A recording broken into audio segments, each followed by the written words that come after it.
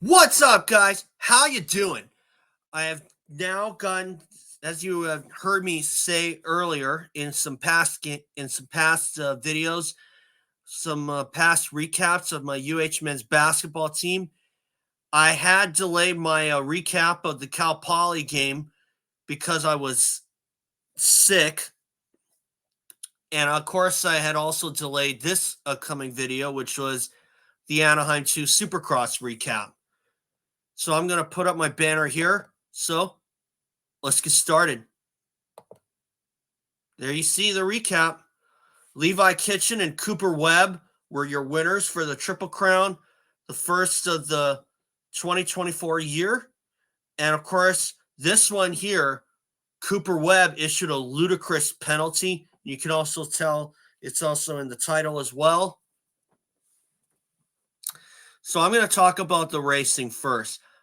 I got to watch the replay of the race, and I thought that the track was a really good track. It was a big one, and it seemed like there were a lot of places to pass, especially with the rhythm section and Jason Anderson uncorking that quad, and also that futures race between Gavin Towers and Cole Davies. I thought that was a good battle, and I have to be honest. I thought that Gavin Towers was going to win it because of him being a little more experienced than Cole Davies, but Davies really showed me that he's going to have a fruitful career in motocross if he decides to go for it.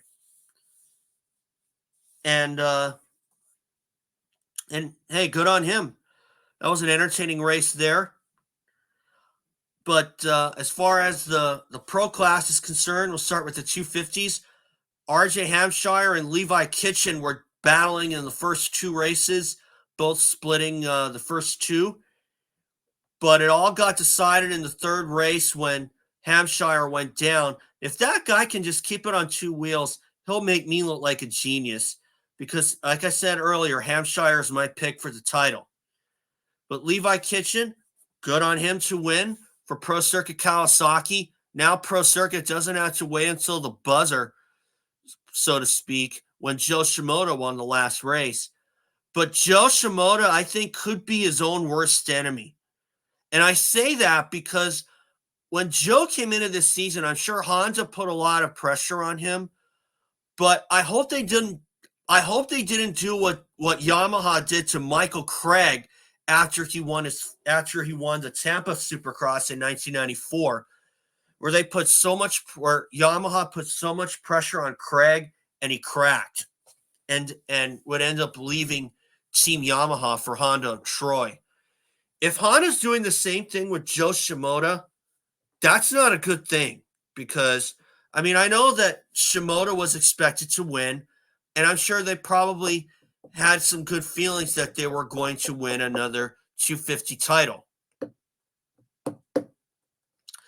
But still, you got Chance Hymas running the East Coast.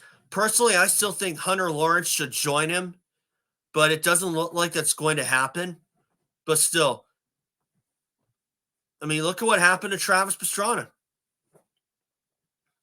And that's all I'm going to say about that. The 450s, it was all about consistency for Cooper Webb as he went 2.25. Chase Sexton took the first race, but I think he kind of beat himself in the second race on. And the fact that he was battling with Eli Tomac for around the end of the top 10, which was very surprising to me anyway. Because I guarantee you 10 out of 10 people would never have guessed that Eli Tomac and Chase Sexton would be fighting for about 9th or 10th place. But Sexton, I think, shot himself in the foot a little bit with the bad start and even putting Kyle Chisholm down. I don't think that was intentional on Sexton's part. I thought it was just racing at its finest, and Chisholm was in the wrong place at the wrong time. And Cooper Webb, of course, showing consistency. And like I said, I'm going to keep this short, guys, because I really need to get this off my chest. But I wanted to spend quite a bit of time on that ludicrous penalty that Cooper Webb got because he refused his interview for winning race number two. And the AMA is proving what a joke they are. And I got to tell you, if you're going to give Cooper Webb a penalty for refusing an interview, what kind of hypocrites are you? I mean, look at what happened to Ricky Carmichael in 2001 at Troy, because the guy was suffering from a stomach virus and he had to skip his post-race questions to Davey Coombs after both motos at Troy. And of course, reports were on the internet that Ricky Carmichael cracked his pants after the first moto at Troy. And of course, in the second moto, Ricky was just way too sick.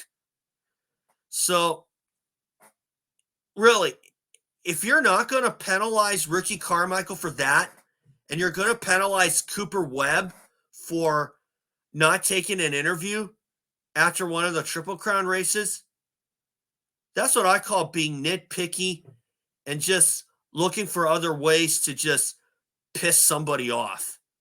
So really, I have no words for the AMA right now, because they really know how to tick you off with these little nitpicky penalties that that seems to be going around. I mean, I hate that happened to Cooper Webb. And I even thought that Jason Anderson's penalty was pretty ludicrous as well, because, I mean, accelerating off the track, it's a little bit over the top, but considering where Anderson was, there was nobody coming, so he should have been okay. Because, I mean, really, that's like trying to merge onto the freeway, and if you take someone out coming onto the track, then yeah, I can understand why you'd be penalized there. But for nobody coming, no, that's way too inconsistent and way too nitpicky, and not to mention way too stupid with how you're handling penalties, because I don't think you're handling them very fairly. So for Cooper Webb to be issued that kind of penalty for refusing an interview when he was sick, how could the AMA not know that? I mean, I was sick myself for a few days myself, and if I were to refuse an interview because I didn't want to get someone else sick, I would think that would be doing a favor. I mean, yeah, he didn't win the race, okay.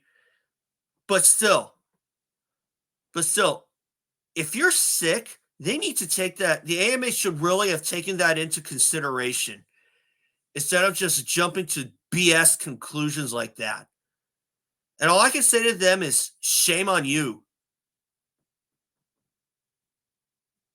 I don't know what you guys think, but I still think that is a penalty that should never have been issued.